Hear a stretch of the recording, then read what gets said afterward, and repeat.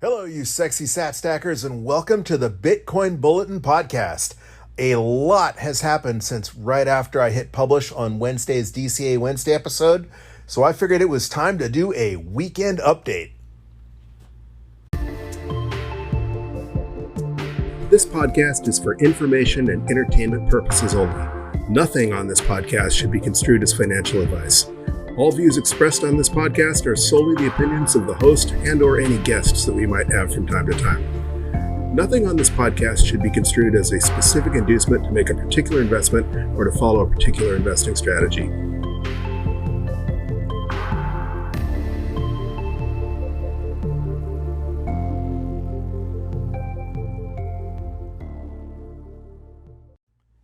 As I mentioned, a lot has happened since our DCA Wednesday episode just a couple of days ago, not the least of which is the stock market absolutely got creamed on Friday, taking Bitcoin and pretty much everything else with it. But don't worry, the news isn't all bad. We definitely have some great news to talk about. But before we do, let's get to the vital statistics. Today is Sunday, May 1st, 2022. And we currently find ourselves at a block height of 734,416. Bitcoin is ringing in at $37,995 per Bitcoin. That's about $1,000 lower than it was just on Wednesday when we did our DCA Wednesday stack. And it will currently you can currently purchase 2,632 sats per cuckbuck. If you insist on converting your shiny yellow rocks into Bitcoin, it will currently cost you 20 ounces of gold to buy just one Bitcoin. And one Bitcoin will currently purchase you 2,277 Papa John's pizzas. And one barrel of oil is currently retailing for 281,887 sats. For those that follow such a thing, the current market cap is down to $722.9 billion. It was $740.1 billion on Wednesday, so about an $18 billion decrease just over a couple of days. It's been 172 days since we hit that all-time high of 69,000.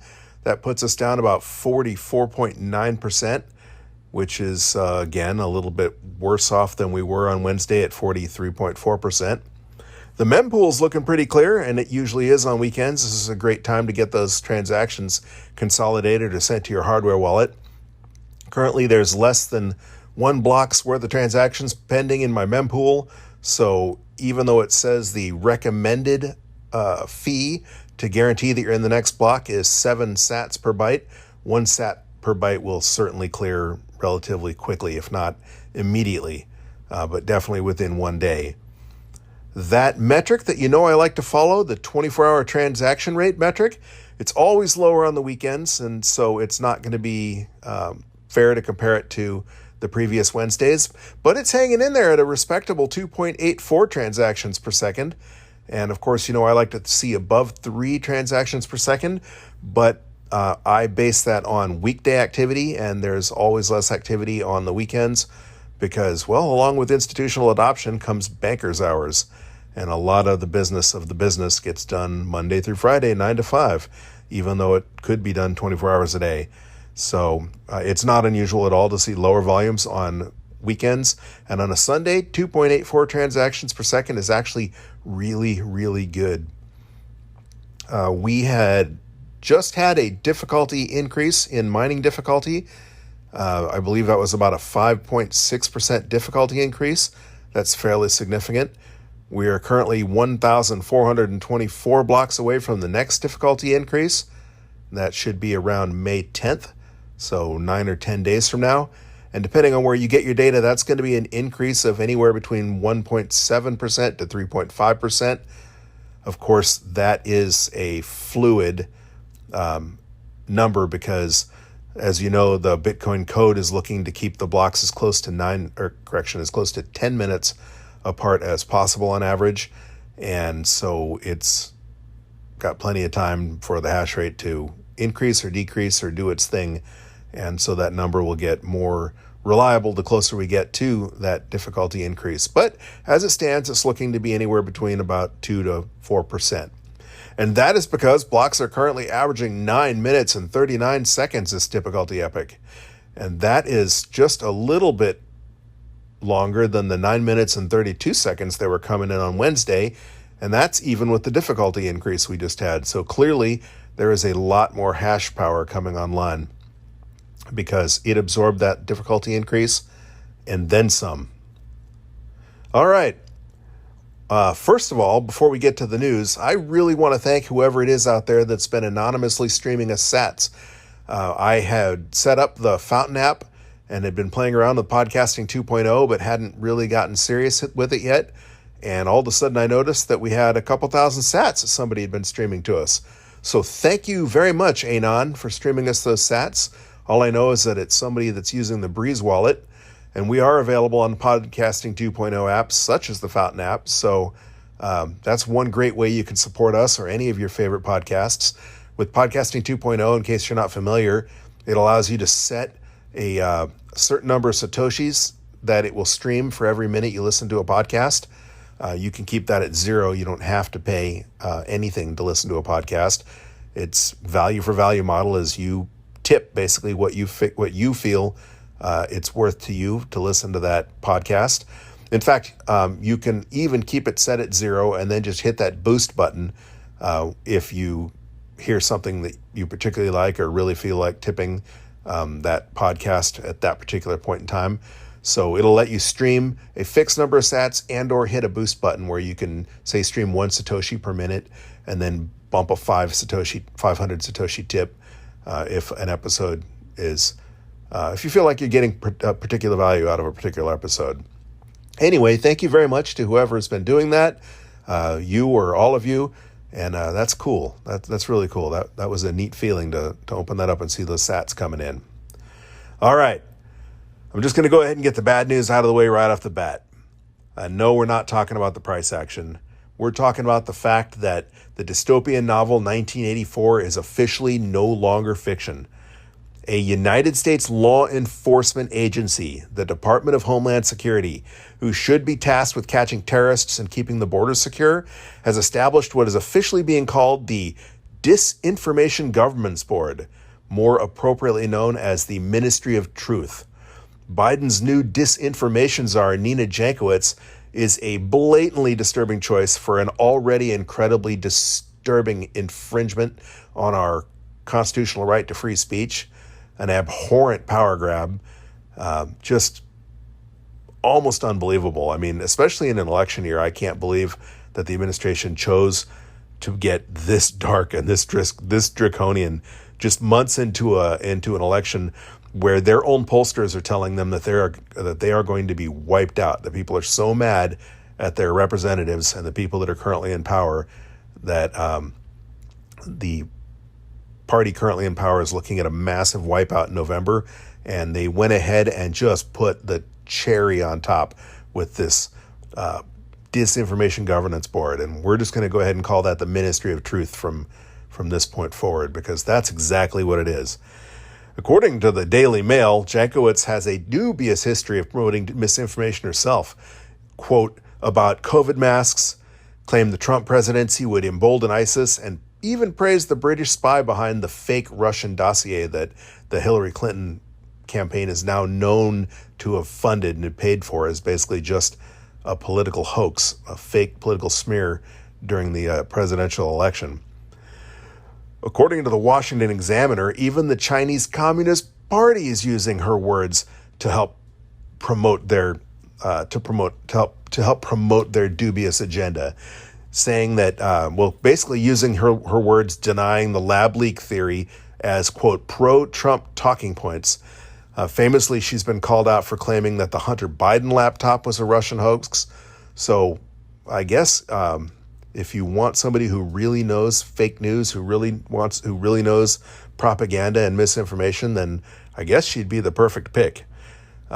She has been called a blatant partisan hack, which is exactly what you'd expect from an authoritarian government. The New York Post is calling it as it is, saying, quote, Biden's disinformation czar is the latest assault on free speech. So, if you are not worried about the way things are going in this country, if you think we're living in a free country, if you think you have the right to free speech, buckle up because it's going to get really interesting. All right, let's get on to the good news. Let's get on to the great news. Pretty much right after I did the DCA Wednesday podcast, it broke that the Central African Republic, quote, validated a law which officially makes Bitcoin legal tender. If you've never heard of the Central African Republic, the Central African Republic, or CAR, is one of 6 former French colonies who do not have a currency of their own and were forced to use the CFA franc, or the Central African franc. CFA originally standing for French Colonies of Africa. Well, French, which I don't speak, but Colonies Francois Africa, or whatever the French translation is. I apologize to my French listeners and my French-speaking friends for not speaking your language. But it wasn't actually even available where I went to school. I took German. The currency has been criticized for making economic planning of the developing countries of French West Africa all but impossible, since the CFA's value is pegged to the euro, whose monetary policy is set by the European Central Bank. So basically, it has been further described as monetary colonialism, similar to El Salvador, who was using the US dollar. They got all the negative consequences of French and European monetary policy, but with absolutely none of the benefits. At least El Salvador had the US dollar, which was accepted worldwide, even though we could inflate the US dollar, and then they wouldn't, the people closest to the spigot would get the benefits, and then the inflation would hit, and El Salvador would be hosed by the inflation while not getting to enjoy the money printing, the benefits of the money printing that caused that inflation. At least they still had the US dollar at the end of the day, whereas CAR only had those CFA francs, which are basically useless anywhere other than those Central African republics. The Central African Republic has some things in common with El Salvador. They're similar in size. CAR has about 4.6 million people, which is smaller than El Salvador's 6.8 million people, but still relatively small. Unlike El Salvador, the Central African Republic is a landlocked country in the middle of Central Africa. They do have a lot of rivers that go raging through there, a lot of tributaries to the Congo. In fact, the only electricity that they have is hydroelectric for the most part. And it's estimated that only 14% of the population currently has access to that hydroelectricity. So will Bitcoin adoption change that? The narrative already is that Bitcoin helps provide an incentive for infrastructure projects, such as adding more hydroelectric or tapping some of their other vast resources. I'm not super familiar with CAR, but I do know that they are rich in resources, if not poor in money. But besides the many benefits that will come from being able to have a deflationary currency instead of a massively inflationary currency, besides all of the inherent benefits that they'll get from using Bitcoin, from being able to trade for free, from being able to do those remittances for pennies, this could very well be the impetus for connecting the citizens of the Central African Republic to electricity, to utilities, to getting them internet. Because we've already seen around the world where Bitcoin, if you were to build a new electric plant and you knew that you could sell that electricity to Bitcoin miners, then it's a lot easier to build a multi-million-dollar project if you already have the customers lined up, if that electricity has already been sold in advance. It also makes things like hydroelectric more profitable because during the wet season, during the rainy season, there's more flow through the dam, through the turbines, so they can generate more electricity at certain times of the year than they can at others. Again, I'm not an expert on CAR, but in general, electricity has ups and downs in its production capacity. And Bitcoin, again, that's another one of its strong suits. As you know, in Texas, ERCOT's using Bitcoin mining to help balance the grid, and that would be similar to how it could possibly be used in the Central African Republic. So now there are two. We've officially got a second country adopting Bitcoin as legal tender, and a country that a lot of people hadn't even heard of, but definitely one that is prime for Bitcoin adoption. Was again a country where you probably didn't have to ask the people, or explain to the people what Bitcoin was, but simply how can they use it, because that is a very, very, very poor country. Another great piece of good news that came out this week was the announcement of Bitcoin Jungle in Costa Rica. Bitcoin Jungle is a project that's aims to be modeled at replicating the idea behind Bitcoin Beach, behind El Zante in El Salvador. Bitcoin Jungle is in the, quote, Golden Triangle area of southwestern Costa Rica. According to Bitcoin Jungle, they already have 50 roving market vendors and 20 brick and mortar businesses that are using their Bitcoin Jungle wallet, which I believe was developed by the same people that developed the Bitcoin Beach wallet. And apparently this wallet was launched approximately 6 months ago, and in that short amount of time, it's had 1,500 downloads and 1,000 active users. Now, this is nowhere near on par with El Salvador's legal tender law or their Bitcoin City plans, nor is it even as organic as the genesis of Bitcoin Beach. But if Costa Rica plays their cards right, they are in a position to really take advantage of this in terms of getting things started, in terms of getting the ball rolling. You know, Costa Rica is already a hugely popular tourist destination, especially with American tourists and Canadian tourists. I know people that go down there on eco tours. I know a person who used to be a whitewater rafting instructor down there and someone that ran a zip line down there. One of our local businesses has a timeshare condo business down there. So they have a huge head start in terms of attracting people than El Salvador did. I mean, I know almost nobody, with the exception of Bitcoiners making the pilgrimage to El Zante, or maybe one or two diehard surfers like that. Other than that, I can't name a single person I personally know who's gone to El Salvador on vacation. But it seems like almost everyone I know has gone to Costa Rica on vacation more than once. I have friends that are there right now.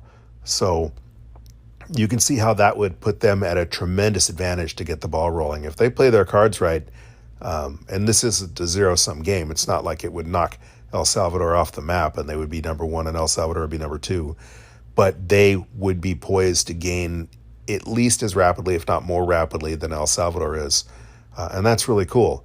In case you're not familiar with Costa Rica and with how popular it is amongst Americans, there are already 24,201 American expatriates living in Costa Rica and 3,639 Canadian expats living in Costa Rica. So it is not an unknown, scary place like El Salvador was pictured when most people think of El Salvador. Before Nayib Bukele was elected, they thought of MS-13 and illegal immigrant convoys and not much else. I know that's unfair to El Salvador because there's a lot of great people down there, a lot of hardworking people, but it was pretty much off the roadmap for most tourists. And that's changed radically since Nayib Bukele came to power and since the Bitcoin adoption bill. I forget what the numbers are, but it's something really impressive. 30% or better increase in tourism and tourism dollars in El Salvador. But again, my point being, Costa Rica is already a tourism mecca, so they've already got the people coming, and now they can take advantage of it, at least if they follow in El Salvador's footsteps.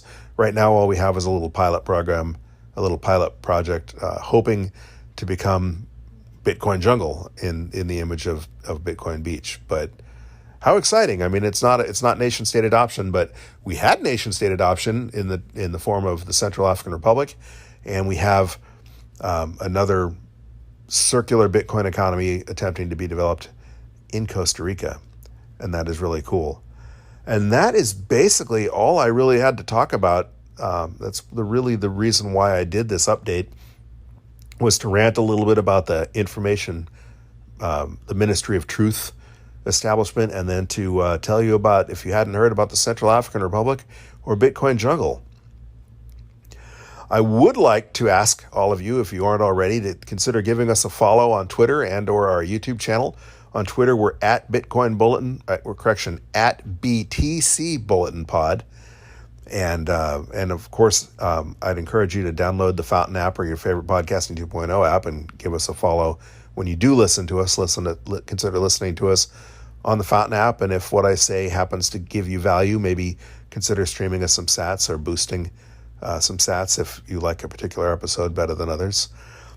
There are some other ways you can support us, as I repeatedly mention on DCA Wednesdays when we do our stack with the Cash App. There is a Cash App referral link in the show notes. And if you don't have Cash App and you sign up for Cash App and you use that link, you'll get $5 just for signing up, and we'll get $5, and that'll certainly help us out. There's also a Strike referral link in the show notes as well. If you don't have Strike, that's a great way to send sats. You can buy Bitcoin with Strike as well. But if you want to send someone, if you want to pay in sats or pay someone with sats, but you don't want to spend your precious Bitcoin and you don't want to worry about the tax ramifications of sending Bitcoin, you can use US dollars and they will convert it into sats and pay a Bitcoin invoice or a Lightning invoice for you. So you can support a Bitcoin merchant with Strike without actually spending your stash if you want to. Also, you can support us directly through the Anchor.fm support link. If you are listening on Anchor or Spotify, that support link should be in the show notes as well as a Base32 address in the notes if you wanted to contribute Bitcoin directly. You can always contact us. Again, we're on Twitter at BTC Bulletin Pod. And if you'd like to email me, you can email me at bitcoinbulletin@protonmail.com. That's it for this weekend. I just wanted to give a quick shout out because that news is already probably going to be a little stale by the time Wednesday rolls around. So if nothing else, we will see you next Wednesday when we resume our dollar cost averaging series, our DCA Wednesday series. If you haven't been following us, we stack $20 worth of Bitcoin every Wednesday, and we've been doing that since last July to test out the dollar cost averaging theory of Bitcoin. Again, our podcast is not financial advice. I'm just testing out DCA, and hopefully you can follow along and watch us discover how it works. Okay, well, thank you for listening, and keep on stacking those sats, you sexy sat stackers.